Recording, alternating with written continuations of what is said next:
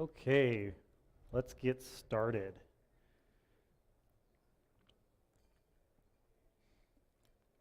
All right, so this is Lockpicking 101. This is just what it sounds like, very basic, very simple course. My name is Colin Jackson. I go by Didymus. So this is going to be a pretty, beginner, basic level introduction to locks, how they work, different tools we use to manipulate and open those. Basically, this is going to be the more lecture, impersonal, not as cool teaching that you would normally get at the Lockpick Village by hands-on, one-on-one teaching. So, we're doing a lockpick community downstairs. We'll be here the whole time. We have lots of people who are helping out, and yeah, I'm excited. So, let me go into basics. So, just by the show of hands, who has ever picked a lock before? And this is just kind of a review. Okay, who has never picked a lock? All right. And who didn't raise their hand? Okay, 2, 3, okay, good. So I'm going to talk about a little bit about locks and why we can use them.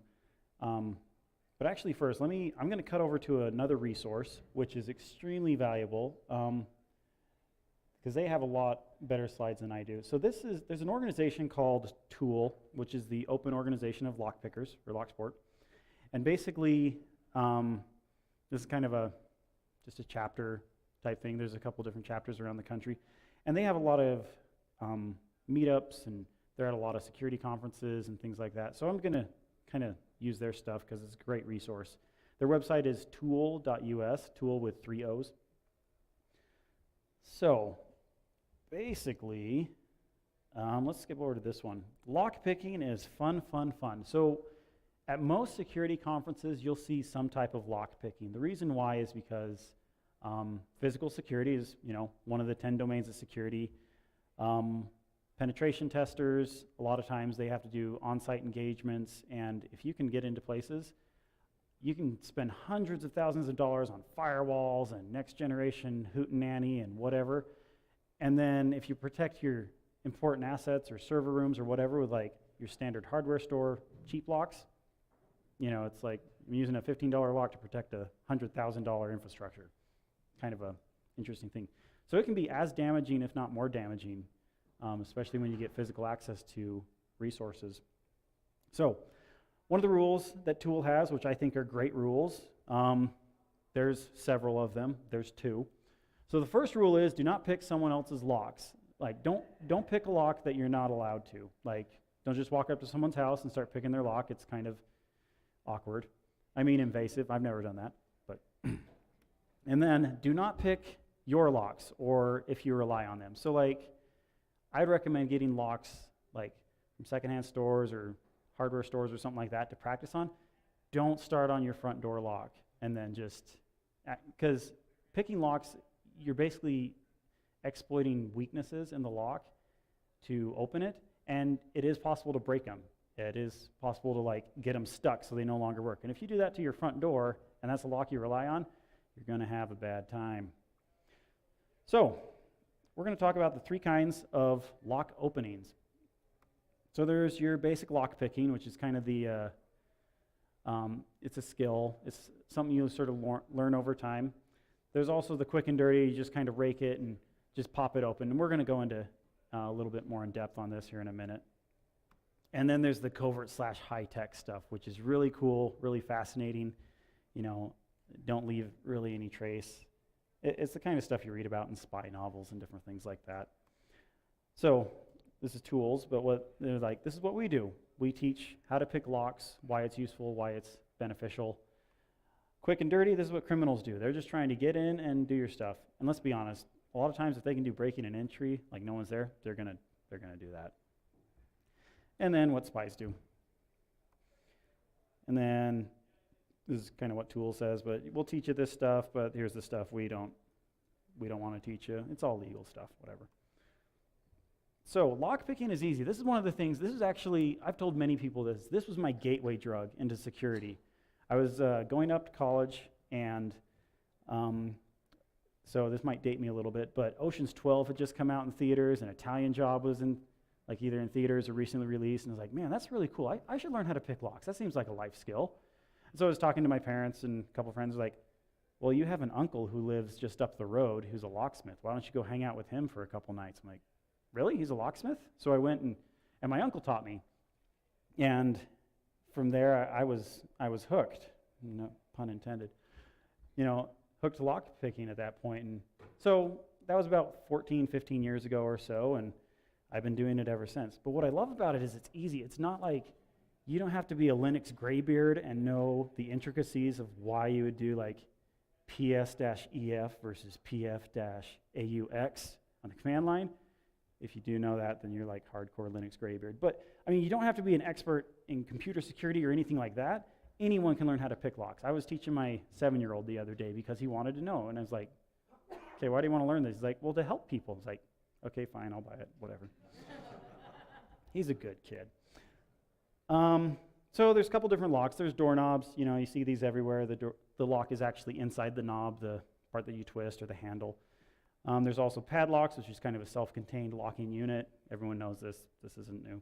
And then there's deadbolts. A lot of people say, like, well, you can pick locks, but you can't pick deadbolts. You're like, no, it's the exact same mechanism on the inside, does the exact same thing. You just have to twist it. So pretty much all three of these locks functionally are the same. And we could go into details down in the lockpick community about this.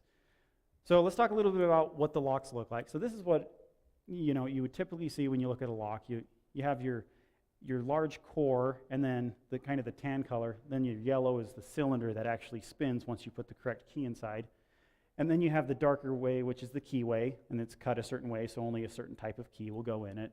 And then that little red pin, that's a bottom pin in a stack, which we'll show you in a second, and that's actually called the key pin. Really, really simple way to remember this is there's the key pin, which some call it a bottom pin, but sometimes they're upside down. So I call it the key pin because that's the one that the key touches when you put the key in. And then there's the drive pin because it's actually being driven down by the spring. So it's the one touching the spring. Key pin, drive pin, spring. There'll be a quiz later. Anyway. So trying to twist it without the key. So this is how locks function. And you're going to have a couple of these in a line. But basically, it's going to bind on that drive pin. It's not going to let you go. Now, putting in a correct key, what it's going to do is it's going to line up the pins correctly where the cylinder will actually rotate. And when the correct key is in, it's going to line up on that line there, which is called the shear line. Pretty much that. So side angle view, this is what the pin stacks look like. And as you can see, the top pins or the drive pins are usually about the same size, just because it's simple to manufacture it that way. And then the lower pins are different heights, and that will correspond directly to the cuts that are in the key. So if you pull out your house keys or whatever, take a quick look at them, or your car keys, they're cut. And when the correct one is inserted, you'll notice how they all line up along the shear line. Yeah, that's pretty much it. So using lockpicks is basically doing that same function, but in a different way. So there's two tools you'll need, and we're going to go into detail on this. But basically, you have a tension tool, which is that L shape in the bottom, and then you'll have a pick, which is the one that you actually use to manipulate the pins. Now, there's two basic things when beginning lockpicking. First is the binding principle. So you'll see that little thing says bind. Because of imperfections in the drilling in the core, there's only one, or possibly two, it just depends, that will actually bind, and the other ones will feel springy. See how it's kind of animating that they're springy, they're not really catching, but that one, it doesn't feel springy at all. But this one, it's you kind of feel it, and then when you push it up, there's a little click or a sensation, like a slight movement that you can feel through feedback in the tools. And this is one of those things where I can explain it all I want, but you're not going to get it until you come down and actually try it. So I definitely encourage you to do that. And basically, that's lockpicking. You would do all the pins, and once they're all picked, because you have tension on it, the cylinder turns, and bam, you're in. So I kind of went over this a little bit, but I really liked this top angle view because from a top angle where you see the holes drilled in, they're not in a perfectly straight line. Otherwise, you could just pick them in like front to back and get it. They're actually like slightly staggered. So So if they were perfect, all of them, if they were perfectly lined up, they would all bind at the same time. It would be a lot easier to break into places. And there are cheaper locks that are like this. But in the real world, you know, these are rapidly produced. You know, you're trying to save money, you're making them cheap or whatever, and, you know, drop metal type pins and things like that. But in the real world, it's going to be more staggered like this, and you're going to have different ones that bind, not just, you know, all of them at once. And depending on which way you actually rotate the cylinder will depend on which one it binds. So if I was rotating this clockwise, this would probably be the first one that's binding, which is what it's animating there. And then once I pick that, the next one over. So binding principle, we're going to talk about that at the Lockpick community, but binding principle is kind of the basic, like you'll feel some that are really bouncy and some that just like click, that doesn't quite bounce, doesn't quite just fall free, but that's binding principle. The other important one is tensioning, which I'm going to cover in a minute.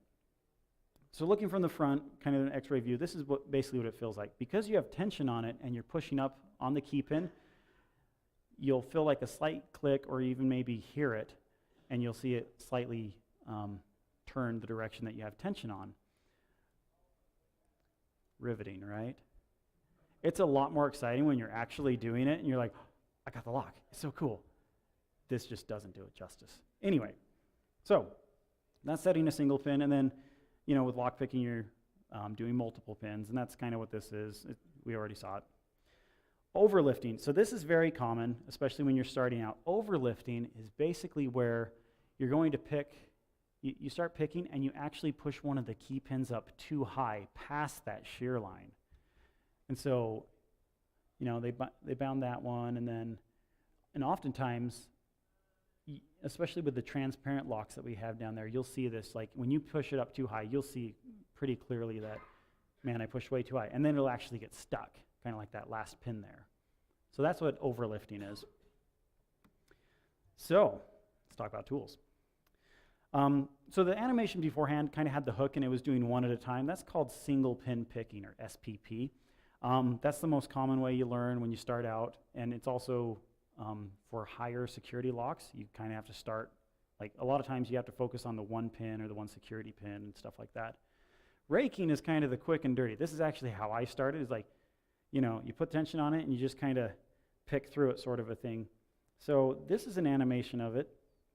Putting your tension tool, apply light tension, then you have your rake. This is kind of an S rake because it's shaped like an S, and see how you're kind of manipulating them all at the same time. And I'll be honest, raking is mostly luck. It's guesswork, but I mean, it's fun. It's the quick way to get in, especially with easier locks. A lot of times it's just like in and out, you can get it. And especially when you're doing lockpick competitions, that's something that can happen.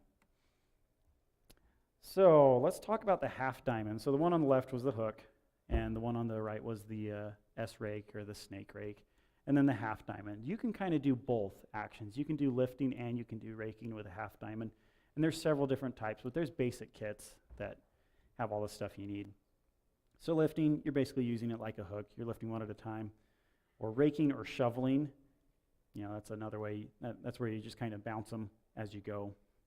Now, a lot of times people will ask, well, how do I know how many pins are in the lock? And a great way to do that is you can even use your tensioner if you can get it in the keyway, or you use the flat side of a pick and you push all of the pins up, as like overset them, just push them all up and then pull it out and count how many clicks you hear. That's a really quick, easy way to find out how many pins you're dealing with.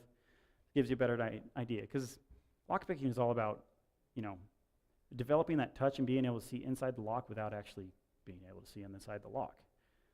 So that's basically it. Turning the plug. So this is the second most, this is the first most important thing. Binding is probably the second most. Tension is by far, I think, the most important thing when you're learning. So the entire purpose of that is to turn the cylinder. A lot of people start picking locks and they'll actually put the picks in and turn it like they would a key. You don't need to do that. That's what the tension tool. The only thing you do with the pick is like move up and down and in and out. So this is basically pulling. So right-handed, if you're right-handed, you hold the picks in your right hand, or your dominant hand, I guess. And then what they're doing here is they're using their strongest finger to like pull down on the cylinder.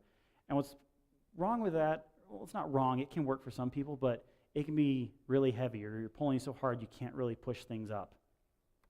Kind of a better method is pushing, where you actually like are holding the lock and you're actually pushing down with your finger.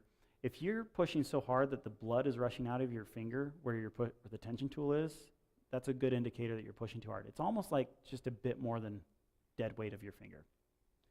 This is another one of those things that's hard to explain until you actually do it. Even better than that, pushing out further on the tip. So a lot of times, especially professional lockpickers, they'll have a handful of picks and a ton of different tensioners just to get that better feel or that better grip of it. And this is kind of illustrating good tool pressure. So you'll see that, just your regular finger or whatever. Now at this one, see how the blood's all rushing out of it? That's a good visual indicator. I mean, everyone's different, but that's a good visual indicator that you're pushing too hard. Now, for the most part, it's going to be installed in a door or something. You're not going to be holding like regular deadbolts in your hand, but a lot of times it'll be like that. So you do want to put the tension tool in the most ideal place so you can manipulate the lock. And often, at least for what these are showing, it's bottom of the keyway. And the reason why is if you're putting it clear up in the top where all the pins are, there's a big chunk of metal in the way and you can't really get to it. It's kind of annoying. So bottom of the keyway, you kind of want to put it there and angle it in such a way that you can twist it and get good feedback, kind of feel what's going on inside. Common question we get a lot is, which direction should I turn? So if it's at the lockpick community, a lot of times they're just loose locks. You can twist them either direction, doesn't matter. When they're installed in doors or things like that, that's when it matters. Padlocks, a lot of the time, most of the time, are clockwise turn because most people are right-handed, put in the key, they'll turn it the most natural way. So if it's not connected to something, you can turn it either direction usually. If it is, like if you're looking at the door and the deadbolt is on your left, you're going to want to turn it away in most cases. If it's on the right, you're going to want to turn it to the left, away from the door jamb. So yeah, I think that is, let's see, this talks about a few different ways you can practice, and we have progressive sets. We have easy sets downstairs. They're green or color coded. We have like 1 and 2 and 3 pinners, and then we have kind of the yellows, which are your standard, whatever, and then we have some reds that are more difficult, more skill involved, more practice. And we also have vices and things, so you can actually mount it and have your hands free, so you're not like trying to hold something and, apply a correct tension. And it's actually better to practice with vices, because a lot of times if your buddy calls you up like, hey, I'm locked out of my house, it's gonna be mounted in something, and you'll be practicing it that way. Let's see. So basically that, downstairs we do have 1 pinners. Just start with 1, and once you get 1 pin, you'll start to develop that technique, that feel that, yeah, I can spin, I can recognize the binding, different things like that. And then you want to progress and find a 2-pinner, a 3-pinner, and work your way up.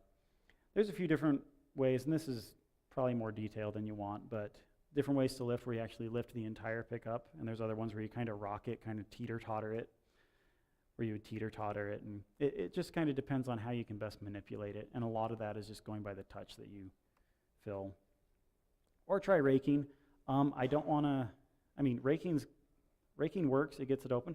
You don't want a Sawzall. You don't want to just, do that, because it is pretty rough on the logs. They can break down. It can break springs and different things. I like this one because why not? Cat memes. So, number 1 most important thing when beginning is tension. So, relax, take it easy. Sometimes when you're getting frustrated, you'll actually tense up and not realize it. And, picking under pressure, a lot of times you're kind of stressed out, or, so just relax, take a deep breath, and before you know it, it's open, kind of a thing. So they talk a little bit about the different tool chapters. I'm going to go a little bit in depth into the type of tools here in a second.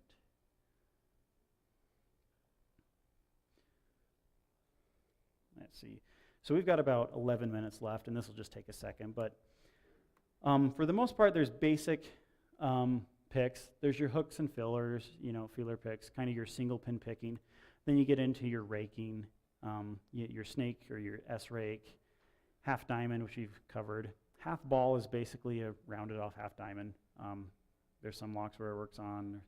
There's also the city rake. So this is for like raking 2.0. Like instead of just using like the little S curve, you're using like a couple different peaks to rake through. Tension tools, there's a few different types. So the ones that look like Z, surprisingly, they're called Z tension tools. And then you'll see these others that have a 90-degree twist in it. Those are twist flex. What's nice about those is as you apply more and more tension, they'll actually bend. So they're a little more forgiving on heavy-handed people, people that are probably using too much tension. Let's see. There are some Bogotas. So these are kind of cool. Basically, it's a two-piece thing where it can be either the tension tool or the lockpick. Sometimes people will carry just these, which is kind of fun. And then we talked about how you would put the tension tool at the bottom of the keyway. These Peterson pry bar, that's what these are. Actually, those might be sparrows, but these are basically top of the keyway tools. So the benefit of doing that is you have all that more space at the bottom of the keyway to manipulate it, use your picks and things like that. Recommendations, I only recommend it because I have some of these. This is a jackknife. It's a Southern Specialties RCS tool. It comes with 8 picks and a tensioner. It's about that big. It's on my keychain. It's pretty small. I carry it with me almost always, and it's got pretty much all the basic tools. This is a tool, this is a lockpick set I got back in college, and I've given parts of it away, and I've used a lot of it, but that was from Southord. I really like that. They make good quality stuff. Peterson pry bars, we kind of covered those. Sparrow's Tuxedo, Sparrow's EOD, those are all different types of pick sets, which are really nice. And we have lockpicks for sale in the store downstairs. We're selling them at cost, whatever it costs SAINTCON to buy them, rounded up to the next dollar. So we have several beginner Southward sets. We have some Sparrows Tuxedos, some kickstarts. We'll also be giving a couple away down in the Lockpick Village. We have a big hexagonal box that Lonnie made last year. It's kind of like a 6-person head-to-head.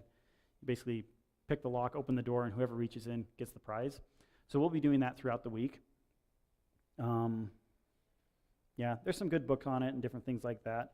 One of the things I did want to talk about here at SAINTCON is missing. So this is the first year we're doing it. They asked us to think of some kind of contest that's going on. So we're introducing this year the Los Santos Escape Challenge. There's been similar ones at other conferences where you're basically escaping. We wanted to make one that was like kind of realistic. So basically, what's going on, if I can find my cursor, maybe. Let's see. Basically, what we have set up here is, there we go. We'll have 2 levels of difficulties. So, you've been kidnapped by a drug cartel, and I'm kind of breaking rules by having really tiny font. But you've been kidnapped by a drug cartel. All your belongings, everything in your pocket's been removed, put in a plastic bin in this room you're locked in, and it's out of reach. You can't reach it. You are either zip-tied or handcuffed to a chair. So we're going to have an easy and a hard, novice and advanced. And basically, you have 5 minutes to escape the room. So your pockets are empty, nothing in there. The novice, you're going to be zip-tied. You must free yourself from the chair. It's going to be strapped to the floor somehow. So you got to get out of the chair first. And then we're going to have a door. And on that door, there's a series of locks. We're going to have a door handle lock and a deadbolt lock. So novice, you got to free yourself from the zip ties, get out the door. The advanced, you're going to be handcuffed, legs taped to the chair, and blindfolded. You've got to somehow get free of both handcuffs. Like, it's bolted on, so you can't just get one and walk away. The handcuffs stay with the chair. So you got to get out of both handcuffs, wrist restraints. Get yourself out. And then you have to pick the 2 locks plus a second deadbolt plus a latch lock, which is on the outside of the door. Does this sound fun yet? Don't worry, there's a waiver that you have to sign. So we're doing this Wednesdays and Thursdays, so tomorrow and the day after tomorrow from 10 o'clock to 2 p.m. So 10 a.m., 2 p.m. There's a sign-up sheet down there right now. It's right next to the Lockpick community. Sign up, put your name, the difficulty you want, and we'll basically be doing this the next couple days. And there's some scoring involved. So a perfect score for novice is 900 points. Perfect score for expert or advanced, whatever, is 1,100. So there's 300 possible time points. So whatever's left on the clock, that's how many seconds correlate to points you get. 100 points per deadbolt, 50 points per door handle, 100 points for bypassing the external latch, hence the disparity between the two. Okay, we also have style points because we're all about style. So in the room, they're going to have your personal items in a clear plastic bin out of reach. So if you can get to that, recover your stuff, you're going to get 50 points. There's also going to be a locked safe. If you can crack open the safe by picking or guessing the combination, there's incriminating evidence about the cartel who kidnapped you in the safe. So if you can get that, all the better. There may be a white powdered substance inside and possibly a toy gun or things, but remember you signed a waiver, so don't worry about it. It's fine. So this is a fun one. 200 points for improvised lockpicks. Now we do have some rules. You can't destroy the props. You can't kick the door down, because I'll be really mad if you do, because I worked on it. But there's going to be a few items in there. There's going to be like, I don't know, maybe safety pins, maybe hairpins, maybe some, I don't know. Stuff's going to be in there. So if you make improvised lockpicks, you're going to, and use those to get out, you're going to get 200 points. And then we have kind of a floater, 50 points for a unique approach. I don't know if you do it backwards or whatever. So that's how scoring works. And basically, we're going to have the top scorer for hard and the top scorer for easy are going to receive a prize at the closing ceremonies. Some cool prizes that we got. Also, anyone who attempts it will be getting the Los Santos mini badges. So there's 2 of those. Basically, I'll just show you those real quick. If you don't know about this, saintcon.org/badge/mb.php, which is going super fast right now.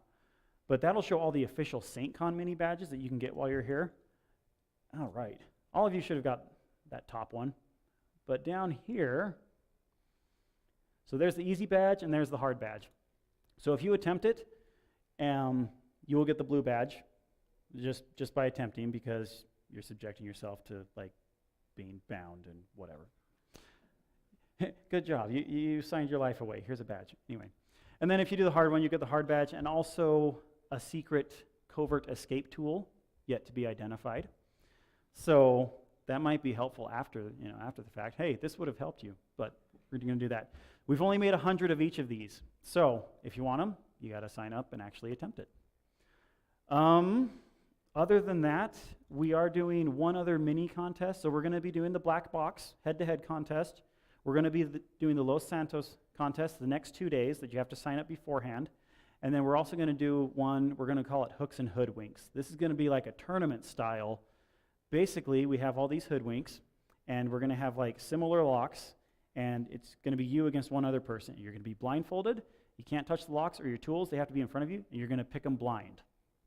And then we're going to basically do a tournament style, and whoever wins, they'll win something at the end, prize of some sort. I think it's a Sparrow's revolver, for those who know what that is. Yeah, I think I covered everything. Los Santos, we have a store this year. Check out the LPC. If you have questions, check out the LPC. So that's all I had. Did anyone have any questions here? Yes?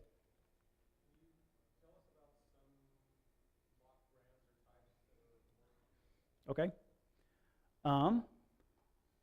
There are, well, let me show this, because in a couple slides it'll answer your question. These are a couple websites that are good resources. Tool, LockWiki, Schulertown, Southord. That's a Lockpick brand site. Lockpicking 101. The subreddit Lockpicking has great stuff. Sparrow's Lockpicks is a great place to order lockpicks from. They're reasonably priced. I really like them. Let's see. These are books that I really like. One of them is written by Deviant Olem. He's a physical penetration, or he's a physical security consultant. He does amazing stuff. But practical lockpicking, he wrote another one as well called Advanced Lockpicking, something like that. There's also this one on unauthorized access. That's all about physical pen testing for security teams. There's a chapter on lockpicking, but there's also stuff that covers several other different things. So if you're looking into physical pen testing, I highly recommend that book. It's got great stuff. And now to answer your question, these are a list that Deviant put together. These are different types of locks that he recommends. The Schlage Primus is extremely nasty. I've got one of those downstairs. I still haven't picked it. It's horrible. Best is the brand. Best S-Fix, that's small something interchangeable core. Lonnie, what's the F for? Format. Small format interchangeable core. Abus and Abloy, they have these cool locks called disc detainers. It's a different type. There's not pins in it. They're actually discs that have to be rotated a certain order before it'll turn. Sargent and Greenleaf has some good stuff. Mr. Locksmith is a fun YouTube channel to follow. He's an actual locksmith based in Canada, but he highly recommends the Abloy Protect 2 high security deadbolt. It's $175. When he filmed it, there was no known way to bypass it. Since I wrote this, there's also the Boley lock company. It's a wicked cool looking key. Like there are ways to get it, but it's a bugger. It's really hard to get. So, any other questions? All right, in that case, come on down to the LPC. We'd love to teach you guys some stuff. We also have the LPC mini badge. Basically, you have to open up a lock and you get it. We have a couple toy safes and some real safes just to kind of practice picking on and stuff like that. So, yeah, come on down. Thank you.